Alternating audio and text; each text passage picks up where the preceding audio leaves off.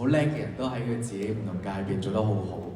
如果我自己嘅人生嘅第一步，我諗應該係由我中學開始。其實我中學嘅時期我都好迷茫，其實都唔係好知道自己會想點啊。其實好多時人哋都會問：喂，你想做啲咩啊？你想成為一個咩人啊？其實好多時都答唔到嘅。但係我慢慢去到我今日，我就發覺原來呢個答案係會隨住我嘅年紀不斷去改變。我究竟想成為一個咩人？我究竟想做啲咩？何謂嘅成功？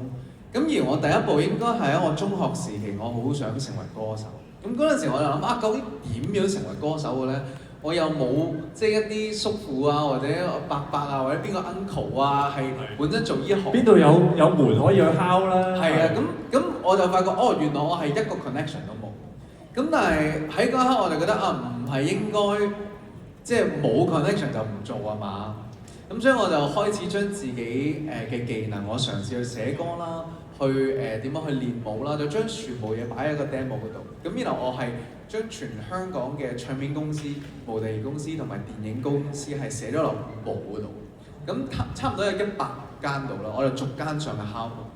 咁我好記得嘅，其實間都差唔多，我就係咁樣一開門入去，我好想做歌手啊！你可唔可以聽我 demo 啊？90%時間咧都係一個好專業嘅 receptionist， 佢望住我講，擺喺度。因為我你誤會咗啊！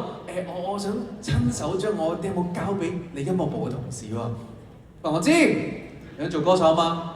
擺度啦，個個都係咁。嗱，總之你唔好搞咁多嘢，你擺喺嗰度，我哋會幫你搞掂㗎啦。唔係，你誤會啦。如果我就咁擺喺度俾你咧，你可能聽日唔嚟翻工，後日未必記得。然後之後你翻嚟嘅時候，呢隻咩爛碟嚟㗎？你就會劈咗佢。我話對你嚟講，呢樣嘢可能一文不值，但係對我嚟講，呢個係我人生，係我夢想，所以我一定唔可以俾一啲咁樣嘅失誤出現。我話我一定要親手交俾你音樂部嘅同事。咁然後之後佢就話：咁啊。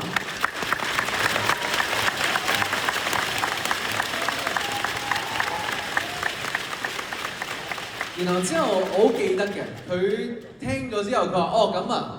佢今日唔喺度，唔緊要，咁我聽日我會翻嚟揾你。佢聽日都唔喺度，唔緊要，咁我後日翻嚟揾你。我睇咗佢期表啊，佢去咗旅行，我唔知佢幾時翻嚟。唔緊要，咁我每一日都會翻嚟揾你，直至到我見到佢為止。如是者，我每一日就翻上去，就坐喺嗰度，我就望住佢。去到有一日，我終於捉到有一個同事，嗰個同事喂，係啊，音樂部嗰喺度，不過佢冇走過，從來都喺度喎。因為我可唔可以揾到個善良？係啦，你可唔可以叫佢出嚟啊？佢終於出咗嚟。同事，你叫咩名啊？佢話我叫 Ricky 啊。多謝你 Ricky。咁我就終於俾咗個 demo 佢。第二日，我又翻上去。Ricky 佢出到嚟，喂，你做咩？你尋日唔係俾咗我嘅咩？你俾咗我，你又翻嚟嘅。Ricky，我容許你聽完之後覺得我唔夠好，我重新寫過。我唔容許你冇聽過。所以 Ricky，我想問你聽咗未？你聽咗未？你聽咗未？所以去到最後，我就係咁樣簽咗呢間公司，咁樣出道，咁樣成為歌手。而我覺得喺任何嘅每一步都好。誠意係好緊要，因為我同佢講，我話如果你拒絕我，我唔容許你淨係拒絕我把聲，你直接成個人拒絕我，我先至有機會會收貨。如果唔係嘅話，我相信誠意係會打動到嘅。淨係你頭先台上嗰一班，我都唔知點樣去拒絕你。我相信在座冇人都拒絕你，充滿住誠意同埋堅持啦。Alfred 咧，你嘅人生事業上嘅 first step， 你嘅第一步又係點樣開始咧？啱啱聽完 YT 咁講，其實我都真係好感動，佢嗰個熱誠好感動。咁如果你話真係講普通嘅話咧，我係比 YT 更普通，因為你睇佢訪問就知，其實佢好細個已經喺 New York 啦、新加坡咁周圍飛啊去讀書啦。咁其實我哋以前冇呢個機會，咁所以我係更加好渴求機會。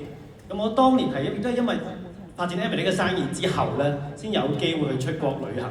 所以其實我嗰陣時係好渴求、好尋求好多唔同嘅機會，令到我哋有冇機會可以改變到我自己嘅未來嘅生活方式。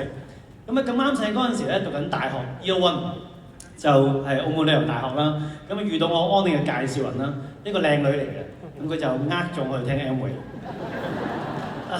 我想問現場冇人俾你你㗎？冇啊嘛？你放心，我今晚都仲喺度，所以我係萬中無一嘅。即係我鼓勵大家，你千祈唔好呢種方式，即係應該講用正確嘅方式去經營 Amway 比較重要一啲。咁當其時咧就聽完覺得哇，真係幾好嘅喎。咁亦都有諗過，哇！有啲人諗，咁如果萬一唔得咁點啊咁我諗就係，如果萬一得咧，我可能真係有機會喺大學之後做到啲領導人所講嘅，大學畢業等於創業喎。我就放手一搏，真係搏咗3到4年。大學畢業嘅時候做到個創業者搏金，即係而家嘅 FP 啦 ，Founders Platinum。咁到而家都仲未返過一份工嘅。所以其實好多年輕人覺得就係話，喂，我冇機會啊，其實或者我冇平台。我覺得每一個年代嘅後生仔咧，都好想改變，亦都好渴求機會。但係我覺得就係我哋唔缺乏機會嘅，不過我哋缺乏咗睇到機會嘅嗰個眼睛。好有趣，因為兩位嘅分享啦 ，YT 就係冇機會我就創造機會，我自己做呢個機會出嚟。Alfred 就係見到機會，可能普通人就係機會周圍都係㗎啦，由得佢一閃而過。但係你握住呢個機會，一路行到今日。咁啊頭先 YT 分享咧，我相信在座好多朋友咧都會覺得哇 YT 好成功啊，好多嘅風光啦。但係原來你嘅 first step 都係充滿住血淚啊，充滿住挫敗。可唔可以同大家講多少少？其實喺即係成個事業啦、人生，有冇邊啲位你都好深刻係真係一啲嘅低潮啊、一啲嘅挑戰，但係自己咧其實亦都成功克服咗佢？我諗其實好多人都會。